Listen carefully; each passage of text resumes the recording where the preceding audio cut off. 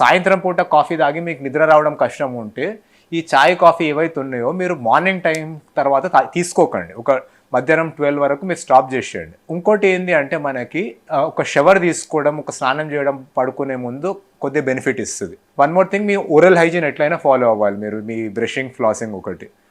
And ఇంకొంచెం ఏంది అంటే మీకు పాసిబుల్ అయ్యింది అంటే ఒక ఎయిర్ కండిషనర్ యూజ్ చేయండి. అంటే ఆ కూల్ టెంపరేచర్ ద్వారా కూడా నిద్ర ఇంప్రూవ్ అవుతుంది.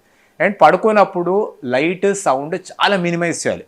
మీరు ఒక ఎగ్జాంపుల్ తీసుకోండి, మీకు పడుకొని లేవాలంటే మీరు అలారం పెట్టుకుంటారు. సో అలారం సౌండ్ ద్వారా మీకు మేలుకు వస్తుంది. మీరు ఫోన్ ఆన్ చేసుకొని పడుకుంటే, టీవీ ఆన్ చేసుకొని పడుకుంటే దాని ద్వారా మీ ఎంత స్లీప్ డిస్టర్బ్ అవుతుందో మీరు నోటీస్ చేయండి. అంటే మీరు ఆ డెప్త్ ఆఫ్ స్లీప్కి పోలేకపోతున్నారు. అందుకే పొద్దునంతా చిరాకు ఉంటుంది, మీకు తకాయించిపోయినట్టు ఉంటుంది, ఇవన్నీ ఉంటాయి.